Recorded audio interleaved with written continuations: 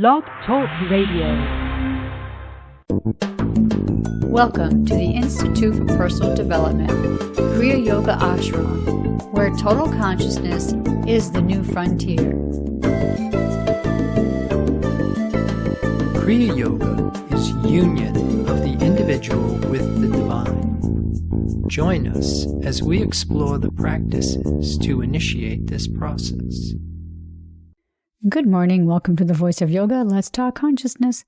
I am your hostess, Lisa Winton, and with me is Kenny Toy, also known as Swami Jayananda, founder of the Institute for Personal Development, located here in Hampton, New Hampshire. Good morning, Swami. Thank you for being here today. How are you? Good morning. I'm doing pretty good today. How about you? I'm doing great today, too. Thanks for asking. And we want to thank you all for tuning in. Today on the Voice of Yoga, we will talk about the process and spiritual unfolding, which is called apotheosis. In this show, we will discuss the preparatory work involved in giving up personal sense or my will to accept an impersonal spiritual sense of selfhood or thy will. Listen as we explain some of the pitfalls and mistaking error for truth or the impermanent for the permanent. Finding that place where individual thought is the same as divine idea. Welcome to the Voice of Yoga. We are talking consciousness. Join the Kriya Yoga Spiritual Advance to get the light in your soul and demonstrate spiritual law. Swami, the topic of today's show is preparation for spiritual consciousness. And I'm wondering if maybe what you could do is just explain to us what it is to be spiritual. Well, to be spiritual is to assume spiritual identity. And you can't have a personal sense of I and be spiritual at the same time, which is, I think, a common mistake that a lot of us make. We think that I, as a personal, corporeal, finite being, am spiritual. That's where I think this concept of preparatory work is really important. That we must even know what being spiritual really is. And to assume an identity that transcends sensual perception. To move from what is visible and tangible, to move from what is invisible but tangible, and to move into what is invisible and intangible, which has been referred to as the void or the nothing, is really what being spiritual is all about. Well, then if we put the word consciousness with the word spiritual, what does that look like? Well, for me, that would look like that you are conscious of divine presence, which most of us, I think, are conscious of the testimony of our senses. We're conscious of our ability to form thoughts and opinions. But for the most part, to be conscious of divine presence means that you must have spiritual sense, that you must have a sensitivity and awareness for what is invisible and intangible. If I want to have a spiritual or have spiritual consciousness, that means that I would be aware of the divine presence all day, every day, say 24/7. Well, I think that would be ideal. And that, I think, is the goal that we are trying to achieve so that we can walk in the kingdom of heaven on earth. But I think that's what we're talking about, is this preparation. That even, say, for example, in Revelations, there are these 7 seals that must be broken. So that it's not really something that happens like all at once, even though it's really nothing that's happening other than a revelation. It's not the changing. We don't change matter to spirit.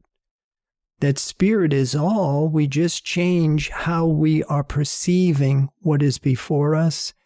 So most of us are stopping at the testimony of our senses, and we are accepting that as for what we call real. And as a result of that, we react to the testimony of our senses and we accept mortality. But if we want to go beyond this limited sense of self, we want to go beyond this false sense of existence, then we have to pierce through the testimony of our senses, which means that we have to develop ourselves. So we have to go a lot deeper than just thinking about divine presence or even understanding what divine presence is. We actually have to physically do some preparatory work. Right. And we have to make our mind an avenue of awareness for this divine presence. And just like we said in the opening, finding that place where individual thought is the same as divine idea is what we really want to come to. Well, let's get started about the preparatory work part. So can we talk a little bit about what it is in yoga?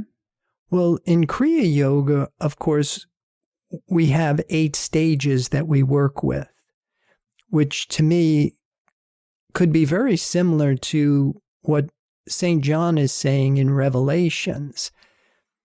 And our first stage of yoga are the yamas, the abstentions. And in the practice of these abstentions, we're starting to fill human thought with spiritual ideas, which I think really helps us make our thoughts a little bit more buoyant, because most of us are accustomed to thinking with our 5 senses and reacting to the instincts and the appetites of our physical appearance, which is something that we have to control. And so yama means control. And then when you get into niyama, your first niyama is purification. And purification is preparatory work for making human consciousness a hospitable environment for divine presence. And what's important here is just what is required to recognize the immortal self everywhere, because we must purge the entire false sense of self.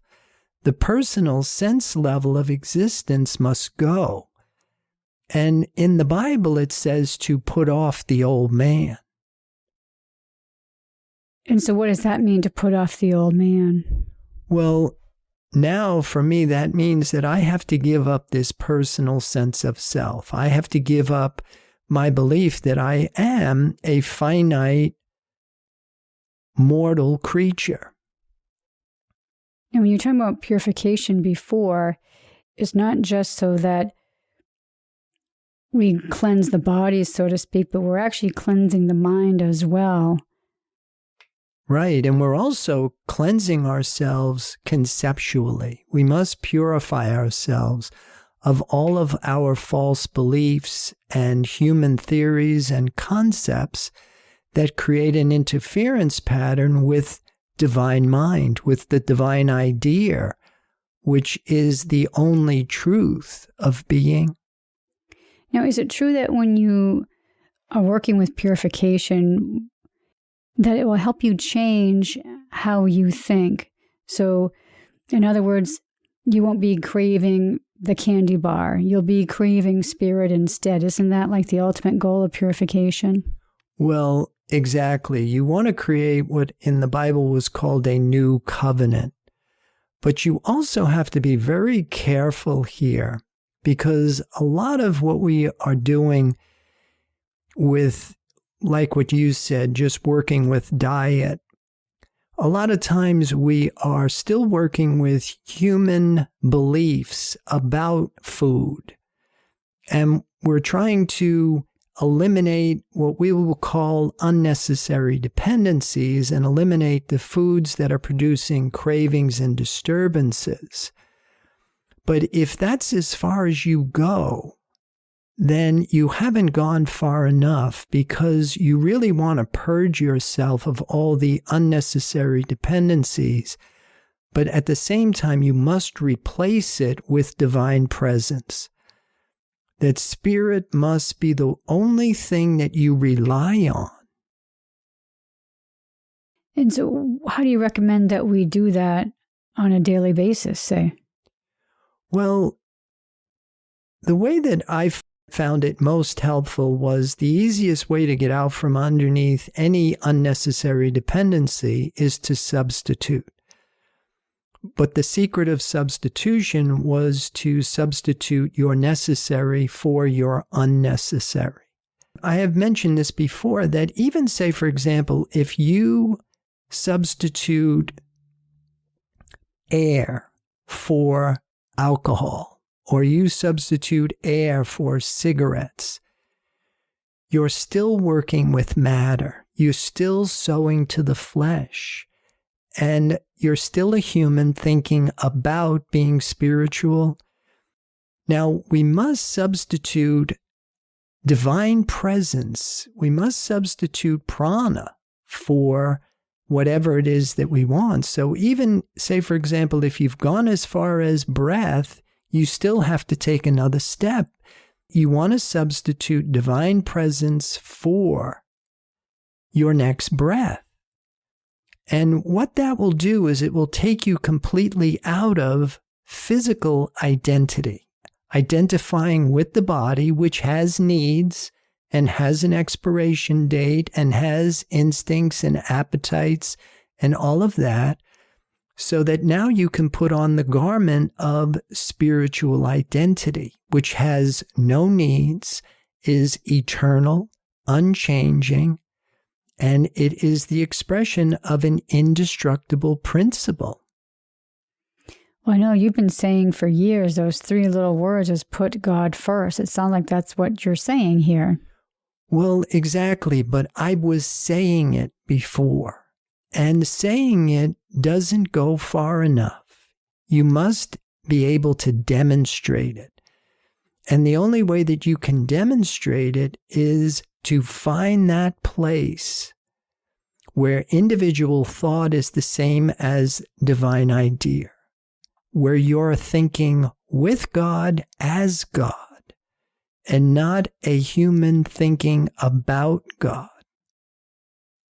So in some of my research for the program this morning, I came across something, and the author was saying, before you eat a morsel, before you even take a drink, before you even go outside of your house, you must thank God for whatever it is that you're about to do. You know, even saying, thank you, Father, thou art always with me. Is that kind of like what you're saying? Is that like a really good beginning block for us? Well, I think, again, that's good preparatory work. But if you are still a human that is expressing gratitude for divine presence, it's not the same as accepting spiritual identity. How would we know the difference? Well, I like what the Bible says by the fruits, that if you are in spiritual identity, then your life should have the ring of the true metal, that your life should be magical, it should be harmonious, it should be peaceful and well. Is that why some days seem to run really smooth and, like you said, very harmonious, and some days are just like wrought with struggle? Yeah, and I think that's part of the coming out of the old modes of thinking. Well, this is a good place to pause to hear a word from our sponsor. So listeners, we'll be back with you in just a few moments. Snow. That's really good. Or, it's like you wake up one morning, it's like, you know what? I'm tired. Kriya Yoga Theory 2 is a unique and revolutionary practice and forum designed to facilitate the growth process in human development. Apotheosis is a real experience and has an evidence procedure.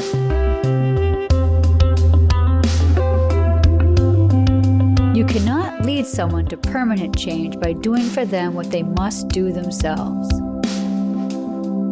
Personal accountability and responsibility are the foundation of Kriya Yoga Theory 2. You must be engaged and devoted. Prana power brings virtue to overcome fear, wisdom to overcome ignorance, purpose to overcome selfishness, enthusiasm to overcome laziness. Kriya Yoga is a path of action, knowledge, and devotion. These sessions are a celestial positioning system to guide the individual into union with the divine. For more information or to sign up for your next session online, go to www.ipdtransform.com. Namaste.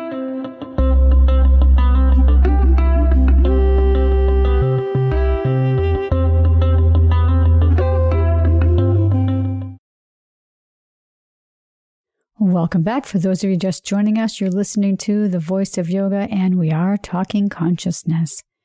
So, Swami, in the summary, we had said that we were going to explain some of the pitfalls in mistaking error for truth or the impermanent for the permanent. And so I'm just wondering if we could just take a moment and let's just explain what is meant by impermanent and what is meant by permanent. Yeah, we're making a distinction between the finite and the infinite, or the finite and the eternal. Things that are of substance, things that are spiritual, are eternal. They're unchanging, as opposed to the things that are visible and tangible, or invisible but tangible, which are impermanent. They are subject to change. So the permanent would be what we're talking about is the spiritual nature, the divine presence. Right. The divine idea of whatever it is. All right. So let's explain some of the pitfalls in mistaking error for truth. Well, I think a lot of us sometimes we think we're being spiritual. And yet at the same time, we're dealing with conditions, abnormal conditions, adverse conditions. And we think that we're separate from this divine presence. And so that becomes a false sense of existence. So if you were to have somebody come to you and you're having a conversation with them, what would be your first clue that they were in this false sense of existence?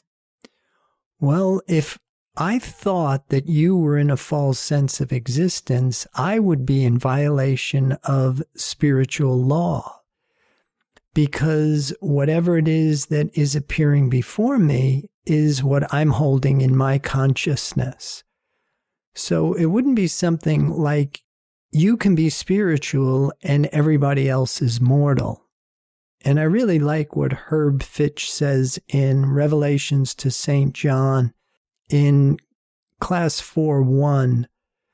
To live in your immortal self, you must recognize the immortal self everywhere in everyone. And this kind of really brings us to what we've been calling the physics of spirituality, that like attracts like. If you are in spiritual identity, then you see the spirit within, but at the same time, you see the spirit everywhere. But if you are still in a personal sense of self, and you have identity that's bound up in mortality, then of course, that's what you see. What surrounds you is within you. So if you happen to be confronted by another person who may be angry with you, or let's just say not harmonious, so what does that bring up on screen for you? Well, I think the first order of business is that you have to make sure that you're not reacting to it. That if you are detached and objective enough and to see the error and you rebuke the error and at the same time identify with the divine presence that is before you as this person, condition. That's a good way, I think, to disarm what might be possibly about to happen. So just by my having a judgment on somebody, like if I say, oh my God, this person's really angry, I'm labeling this person, I'm making a judgment on them. So therefore, I am in error because I'm not recognizing them for their true self. Right. And the more that we are accustomed to doing that, and that's what we've been talking about, is forsaking the testimony of our senses, piercing through the appearance and abiding in the truth, the changeless state of being, the divine presence, and not the mortal creature that is appearing before you. So in the summary, we also say that finding that place where individual thought is the same as divine idea. Now, the word idea there, is that also synonymous with the word thought? Well, it is synonymous, but what we're trying to do is we're trying to make a distinction between our ability on a personal level to form thoughts and opinions and how this divine mind works. Because we, on a five-sense level, we are working in the rational and the finite, whereas divine mind works in the absolute, which is whole, complete, and it is beyond time and space. It is beyond the belief in two powers. It is just this one unified state that is absolute life, absolute goodness, eternal love. Well, I just had another thought. So going back to what I was saying, like if I witness somebody who I label as being angry or something like that, would that be the same thing as if, so say I recognize a pain in my back, is that also an error on my part? Just like looking at an angry person and labeling them as being angry. Right. And depending on how much power you give it, the simple fact that I have a pain in my back and you accept it, that's what starts to create the belief in it, which actually empowers the condition. Whereas if you rebuke it and say, well, it's not possible to have a pain because I am the reflection of an indestructible principle. I am the reflection of the perfection of being, and divine presence doesn't have a pain, and it can have a pain. Therefore, the I of my being cannot be in pain. And if there is pain, then I know that I have a belief in something other than the allness, the omnipresence of the divine. So you're saying we would have to train ourselves not to have this belief in these physical conditions. Right. And this may sound strange, but don't succumb to the belief in pain or injury or sickness. And it's taken me time to understand that all problems are man-made and rely solely on belief for their existence.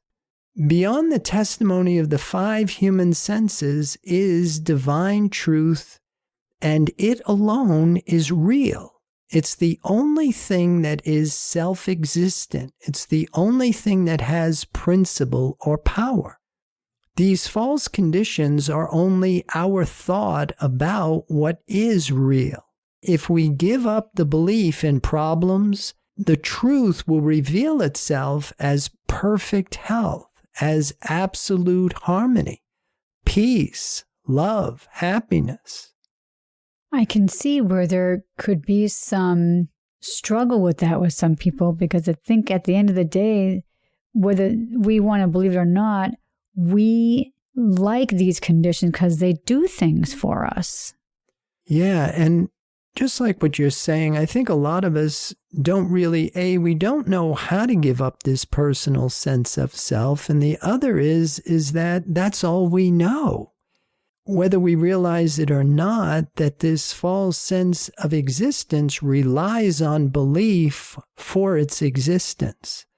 The minute we start to realize the truth of our being, that I'm an eternal spiritual being, I don't have fear, I don't have needs, I don't have wants, then I'm starting to give up this personal sense, and by me creating this avenue of awareness for the presence of this truth of being, the perfection of being, with my silence and with my stillness, I invite it into my consciousness, then that will spiritualize my thought. By translating everything back into this one divine presence, it will fall into its perfect state of absolute harmony. When we talk about all this preparation, we're not just talking about the discipline, sacrifice, practice. I mean, from my martial art background, at least two of those three words were something that we always talked about, discipline and practice. So we're talking something much more deeper than that. Right. And the uninitiated may think that it is all the discipline, sacrifice, and practice that gets the reward. But this is the old theology. It's the old way of thinking. Truth doesn't work like that at all. For example, just like in life, more opportunities may be granted by who is known rather than what is known. And spiritual truth is demonstrated by thy will and not my will. And the Bible tells us to know the truth and it will make us free. And what I found is that it's easier than I ever imagined, but you have to think differently and give up all human thinking, trying, believing, struggling, and let divine mind guide you from within. Because all sickness, suffering, and disease are all human beliefs in something other than divine presence. The hard part for me was to come out of the three modes of mortal human thought and knowing divine mind, because it required coming out of Gemini, the lower mind, instinct, appetite, preservation, survival. It required coming out of Virgo, the mid-mind, human intelligence.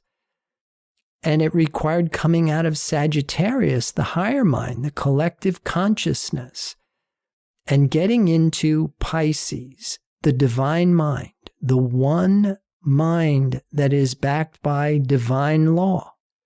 Because divine science is a demonstrable principle, and healing isn't guesswork, it's an exact science.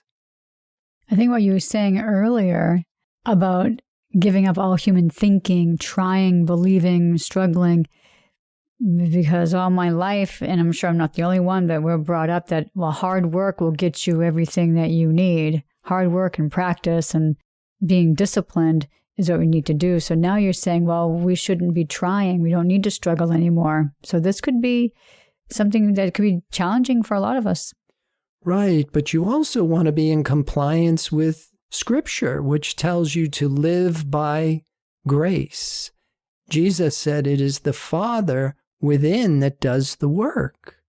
And so by letting go of our human personal sense and attuning ourselves to this truth of being, we then unlock the power of divine presence. Well, I think this is a good place to start ending our show for today. So listeners, be sure to visit the website www.ipdtransform.com. And again, once you're there on the homepage, 3/4 of the way down, you'll see a section entitled Swami Says Recent Posts. And you'll see shows listed there you can click on to further your spiritual developments. Don't forget, Swami has a free webinar Wednesdays at noon. You can access that on the online classes tab.